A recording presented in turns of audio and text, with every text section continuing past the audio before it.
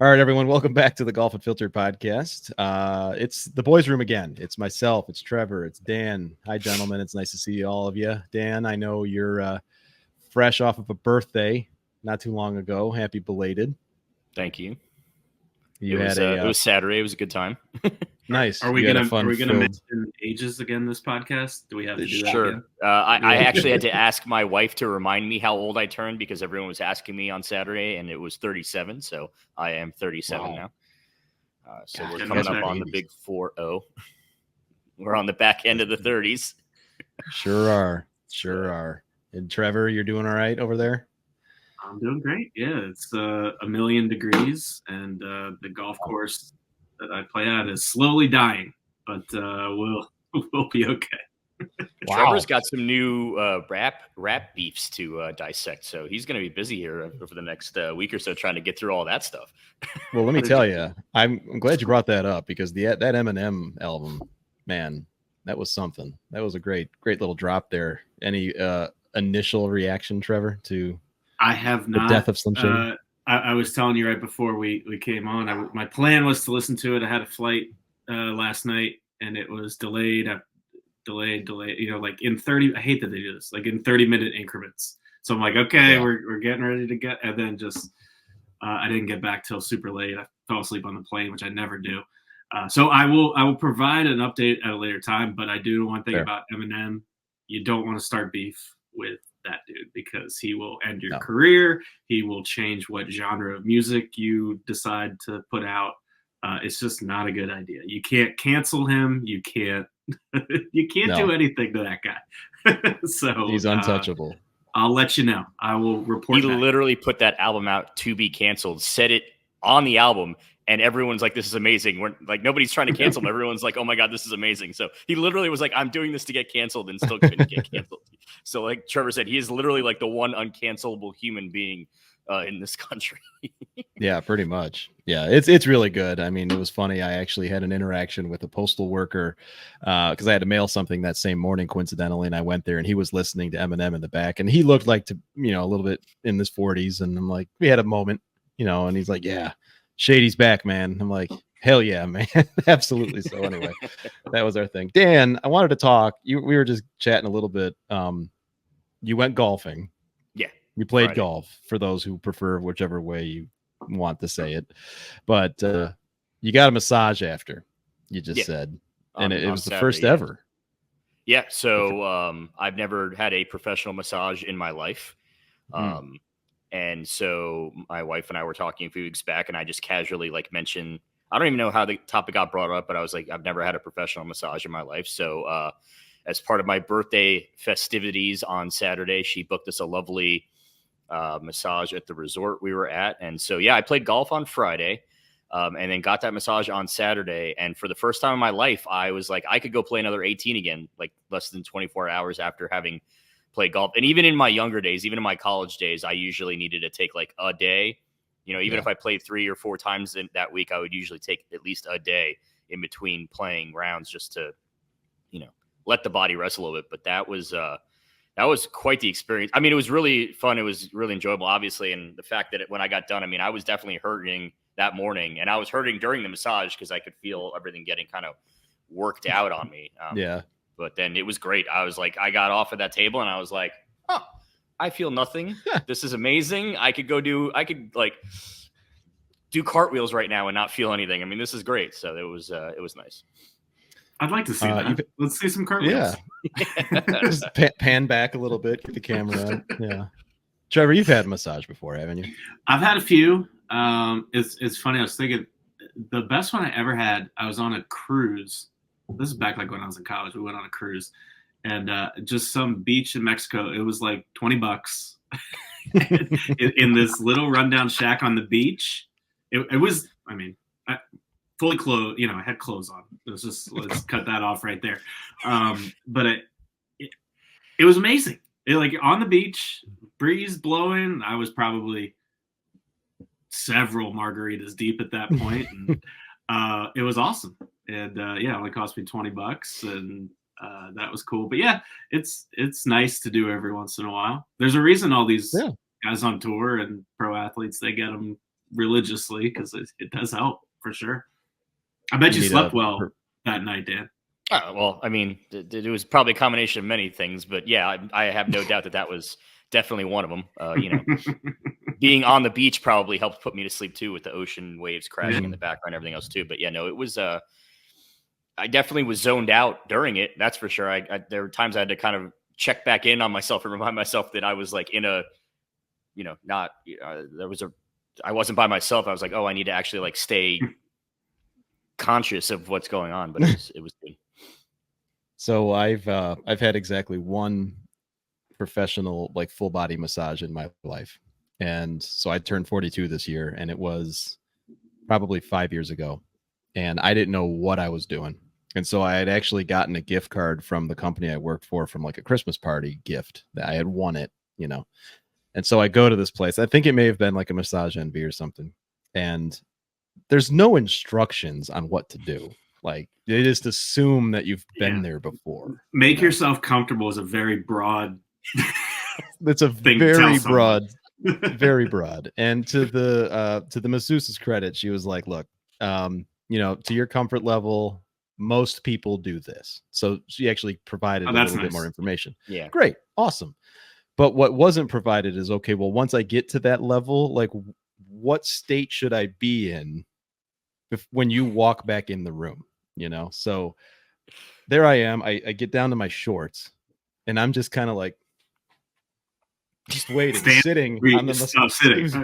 It's like, well, more like a sit lean on the massage table. Yeah. Like, I don't know what to do with my hands. I don't know. Yeah, I'm just going to wait, it's like I'm waiting for like an oil change or something. And she comes back in the room and she just like, it's one of those where she opens the door and she's like, what are you doing? And I'm like, well, you tell me. I mean, I don't know what apparently I was supposed to get under the towel, and all that. Yeah. She was just supposed to, right. No.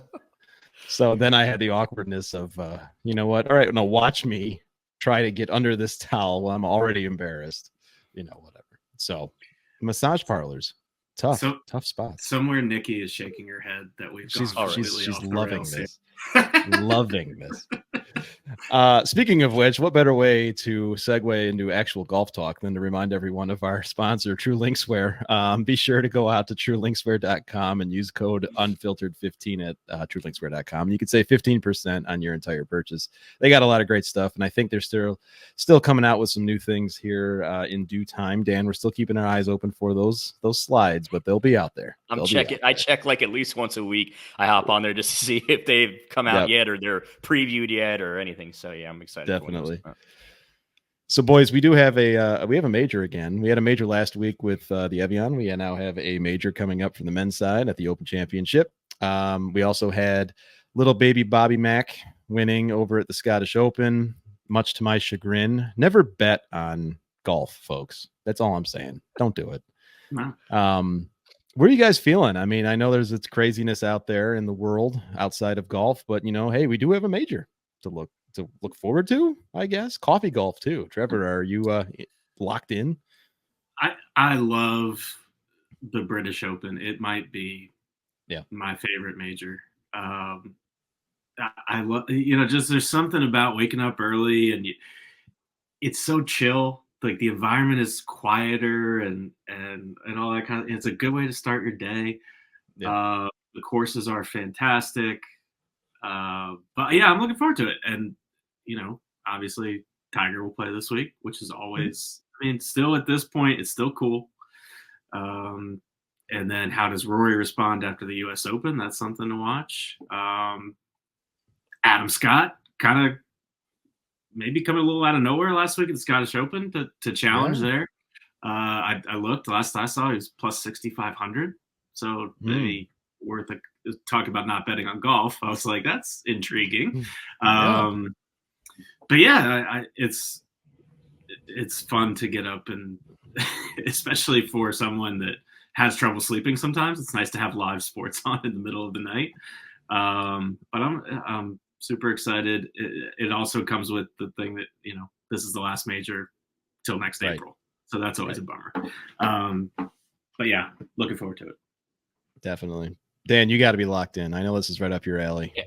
Oh, I mean, listen, I have always traditionally been one of those sickos that will get up at 2 a.m. or 3 a.m. or whatever, whenever the kind of the first big group goes off.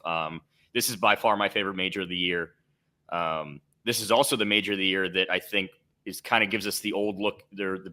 We get old golf Twitter back in a sense. And I think it's because we're all so delirious from the lack of sleep for the week. But I feel like everyone kind of brings their A game, especially come like 1 o'clock East Coast time on Thursday and Friday when we've already been watching golf for 7 hours. And we're only halfway through the day. Like we feel like we've been watching golf for 3 days, and yet the afternoon wave's just teeing off. Because this time of year over there, it stays light out to like 11 o'clock at night, so they can play literally all day and night.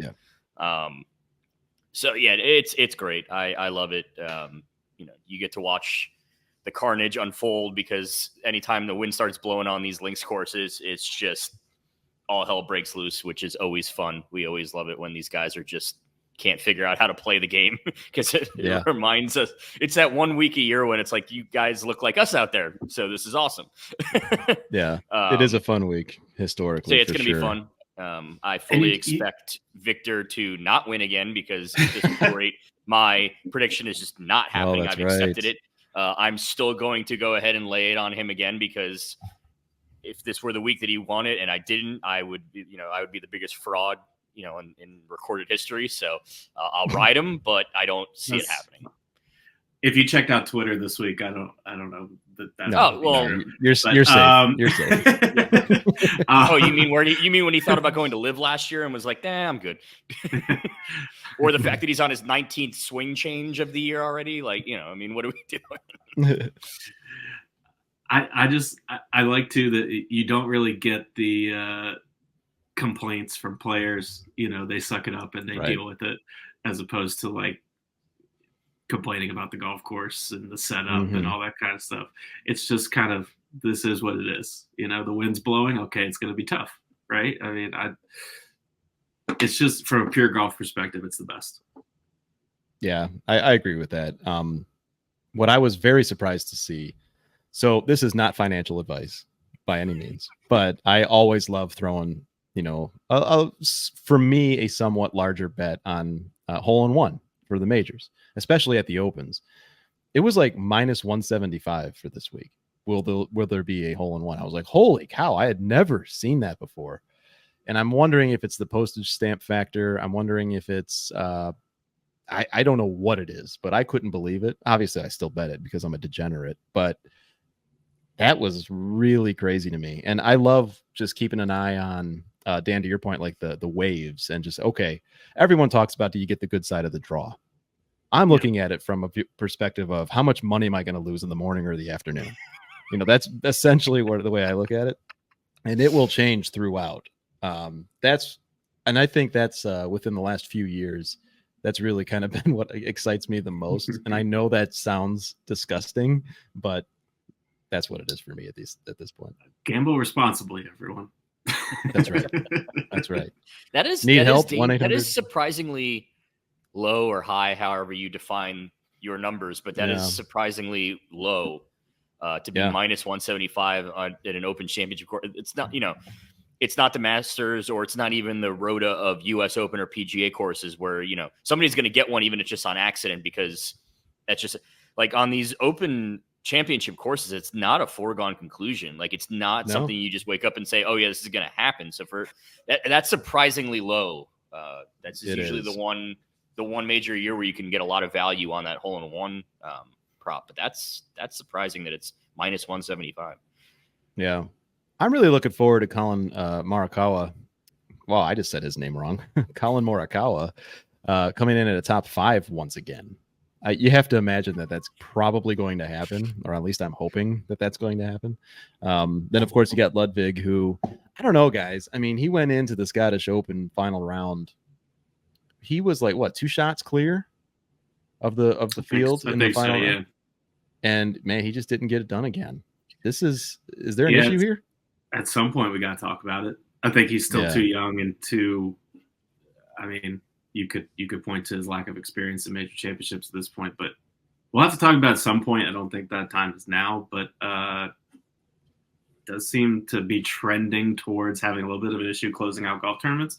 But I mean, would it surprise you to see him up there again Sunday morning? No, not at all. So, I mean, you keep knocking on the door. He's too talented to not make some noise this weekend.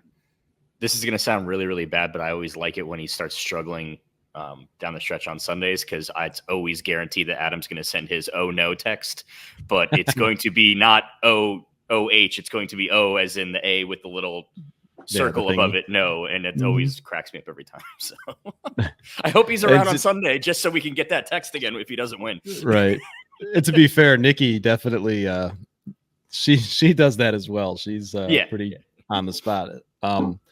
What's interesting about this week is, Trevor, you had mentioned Rory. He played strong at the Scottish Open. He seems to be a guy, for whatever reason, that can kind of bounce back, at least his outward, what he's saying to a reporter. Yeah. How do you think he's going to fare this week? I have a lot of confidence in him this week, but I always do. Yeah, I mean, talk about Ludvig being too talented to not. I mean, Rory is, when he's got to work in, past 10, 15 years, he's been the most talented guy on tour. Yeah. I think he does bounce back. I mean, he took some time away after the U.S. Open, which was good. And it obviously, it was evidenced in his play at the Scottish.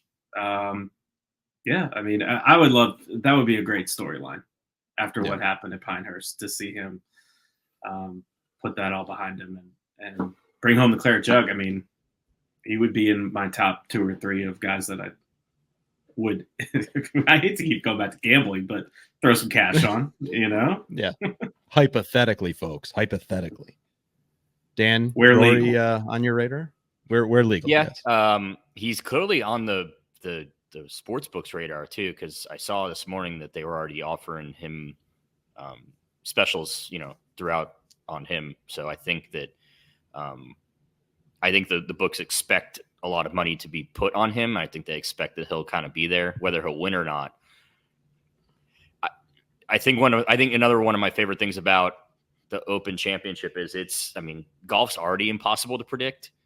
Thus the reason why, Adam, you said don't ever bet on golf, folks, because it's pretty impossible to predict. But the Open Championship's even tougher to predict than your run-of-the-mill week in and week out tour event. So for me to say you would expect Rory to be, sure.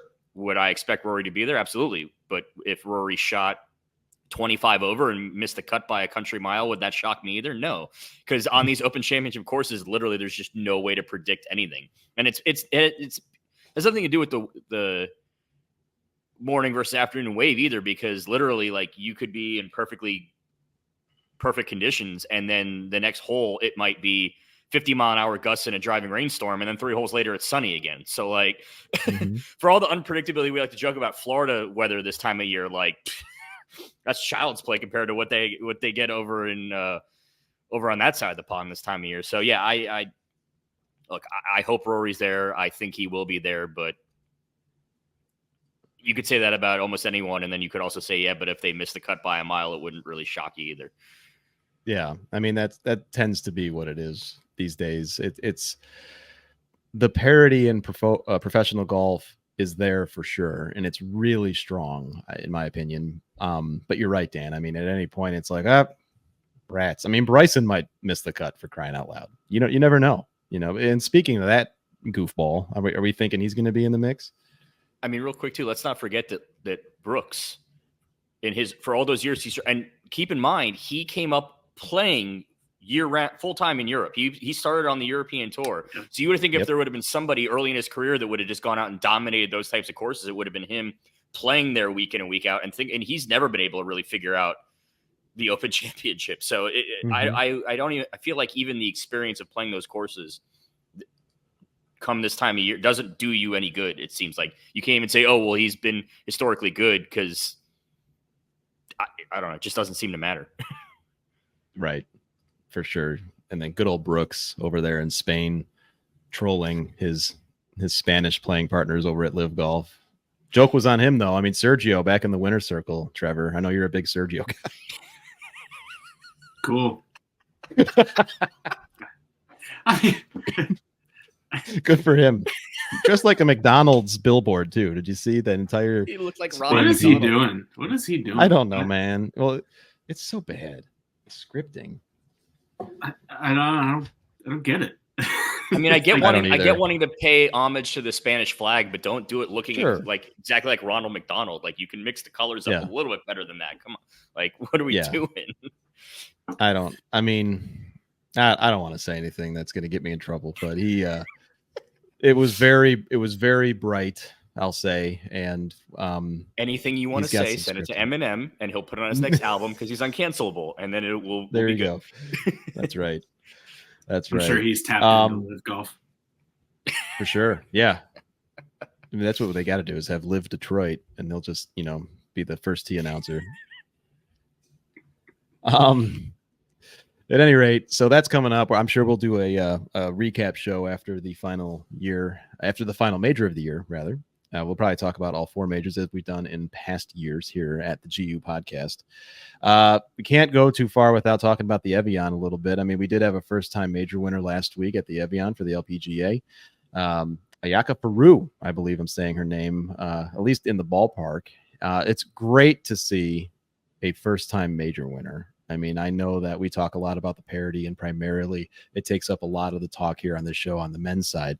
But over there at the LPGA, I mean, goodness gracious, they've got so much talent over there. It's overflowing. Yeah. I think she's like 24. Did I read right? I mean, it's insane how good these players are over there. I mean, did you guys have a chance to watch much of the tournament? I watched maybe a handful, I'll be totally honest. I didn't watch much. Didn't get a ton of it in. I was reading though that she was lights out down the stretch and went out and took that thing, which is cool. Along those lines, it was Solheim Cup Media Day here locally in Northern Virginia. So there's been a lot of pub this morning, at least, about the ladies golf game, which is awesome, and I'll be looking forward to that as well. But yeah, awesome talent. It's so fun to watch them play too, because look, they're not going to have the swing speed, but they have technically perfect golf swings. I mean, it's if you want to learn how to play the game of golf, like I have a almost 7-year-old now, teaching him how to play golf. Having him watch LPGA is the way to do it. I mean, no one's ever going to swing like Tiger Woods, or Rory McIlroy, but watching their golf swings is a great way to get into the game. Totally agree with you. It's funny, and we were actually my father-in-law were talking about it. He's a fellow degenerate, and he likes to keep track of he's learning all the golfers' names now, for various financial benefits on his regard. He's retired. He has nothing else better to do. And he was talking about, hey, I needed to learn how to hit a long iron. I needed to learn how to hit like a hybrid. I mean, the LPGA stars, I mean, they spin it like it's a damn 9-iron sometimes. It's ridiculous how good these and their long game. And they're playing, to your point too, Trevor. I mean, they're playing from distances that are actually conceivable for people watching on TV. I mean, I don't know about you guys, but I ain't playing 7,400 yard courses. That's just not in my repertoire. And Dan, I know you had played golf recently too. I mean, I would imagine, are you going back to the tips? No, on Friday, I think the tee box that I played from, maxed out at just under 6,000 yards for the day. What I tend to do when I get on a course is obviously you look at the book, the little, scorecard. I tend to just look and see the distances on what the par threes are, and whatever tee box will allow me to actually hit like a normal human iron in, and not have to hit like a hybrid or even, a wood in. Obviously, I mean, you're playing a par 3. You want to be able to, you want to hit 7, 8, 9, iron, 6 even, maybe, but like you don't want to hit 4 irons or a hybrid or something. And so I tend to just look for whatever tee box will on those par 3s will allow me to hit like a normal club, and then I'll play from that distance, for the whole round. So the course I played on Friday was a little bit of a longer course. Had one played from the tips, so I played from a two up from that. And it was just a little under 6,000 yards. So, but it was fun. I mean, you still had your holes that were on the longer side where you're still having to hit a long club in, but obviously then you had your holes where you're able to get a nice 7-iron and try to tuck it in. I say to try to tuck it in there, like I actually was able to do that on any of them. But in theory, you wanted to, in theory, you'd like to try to be able to, tuck it in there. Right. For sure. Yeah, speaking of which, and just as a quick aside, if we can go on a tangent here for a second, because we're always so organized 100% of the time. Otherwise, I played golf on Sunday as well. And I wouldn't say it was one of the most prestigious courses in my area by any means. It was very fun. It was a nice shape. I drove a little bit out. I had never played this course before. It was still over $70. Dan, I don't know what you paid when you played, but I mean, I don't want to go down too deep of a rabbit hole here, guys, but golf is ridiculous right now. So it's interesting that you say that because down here, it is technically our golf off season because during not only that, but also during the winter months when all the snowbirds are down here, they're obviously playing a ton of golf, and the golf courses raise their prices accordingly because they know that the people from up north will pay the $80, $90, $100. So I don't actually play a ton in the wintertime. I tend to play a lot of my golf in the summertime because the courses are a lot cheaper. So I played it.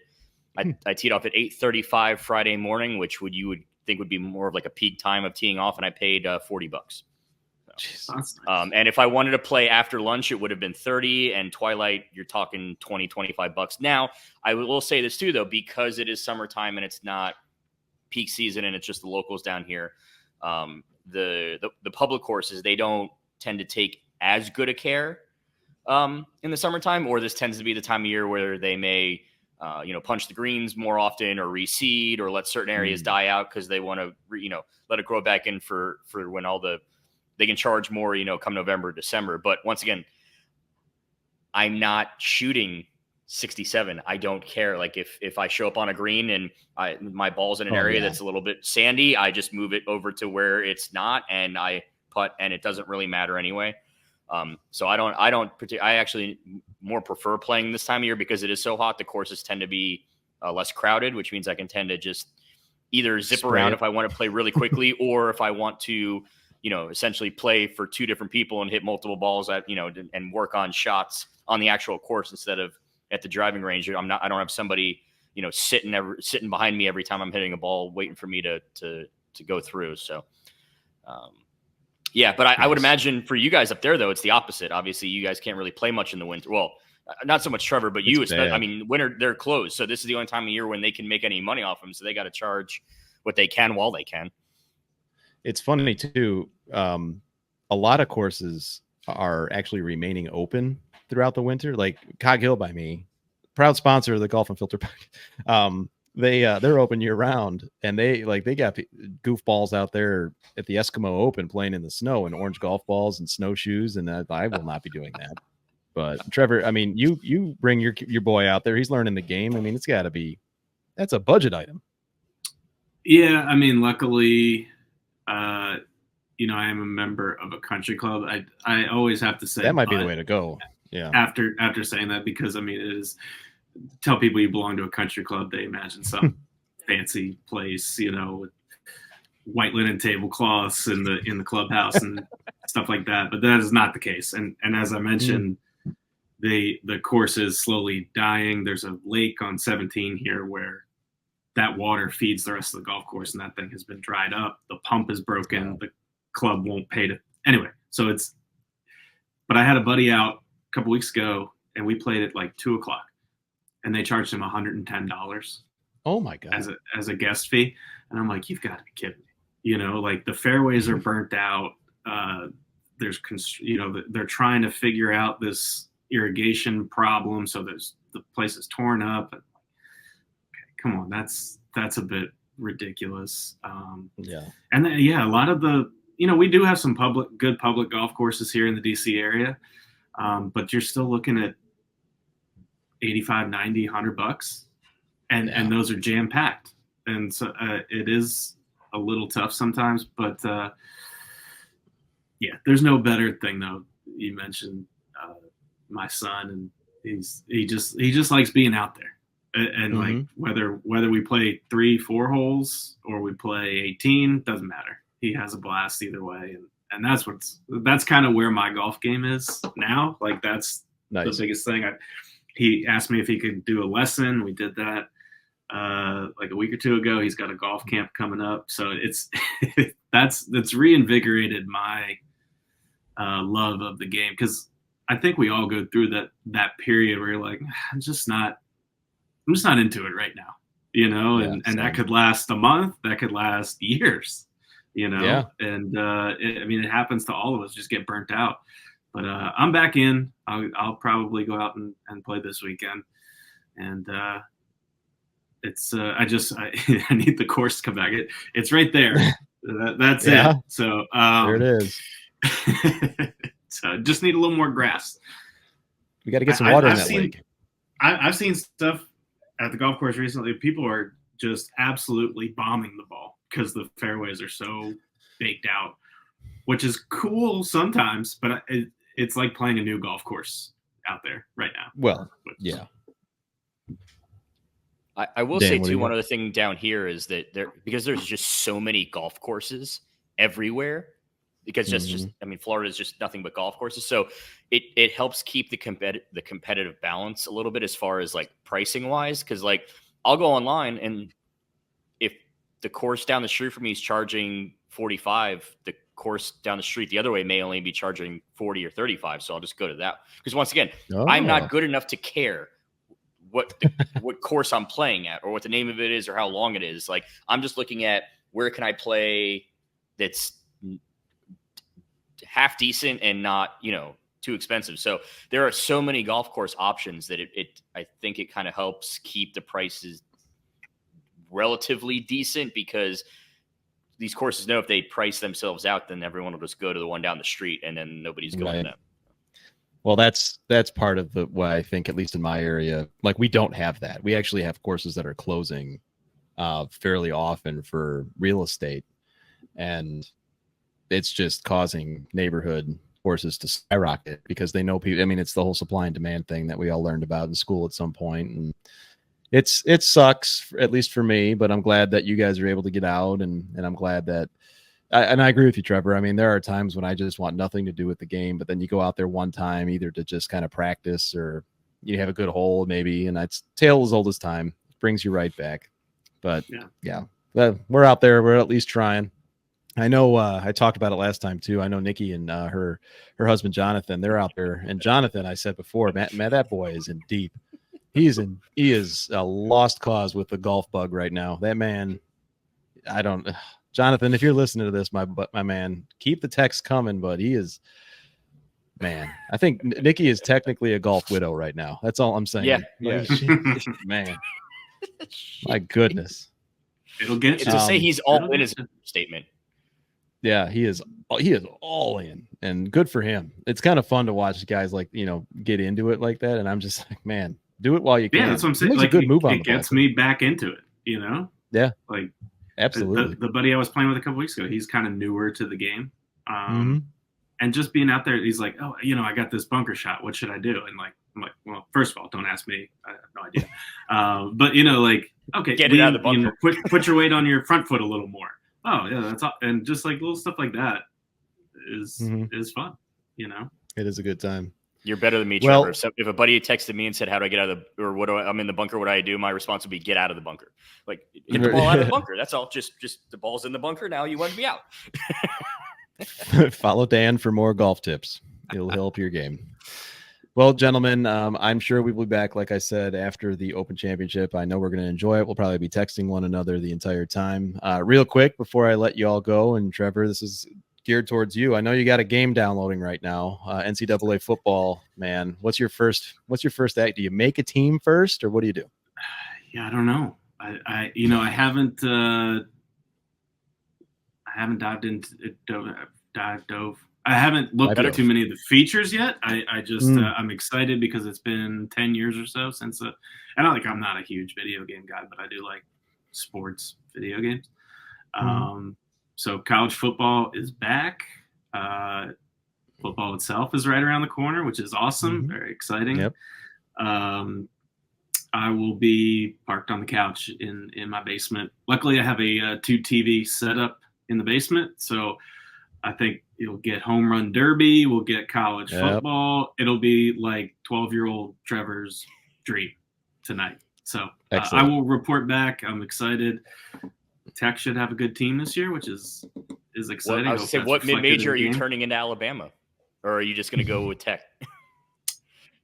If I had to pick a smaller school, it would probably be JMU, which is a Virginia school here, kind of smaller, kind of an underdog story. They have cool uniforms, like my high school was also had purple uniforms, so kind of like that. And but we'll see. I'm just gonna turn it on, see where the night takes me, guys. That's all you can do. No Bishop Sycamore High School created team. We could do a whole podcast on that. I gotta watch that documentary. That just reminded me. I gotta do that. Oh, it's good. It's good. Is it? Yeah, all right. It's good.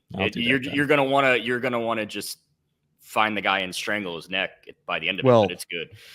By the time I watch anything on TV these days, I want to strangle somebody. So I mean, maybe one of us could scam our way into the U.S. Open or something.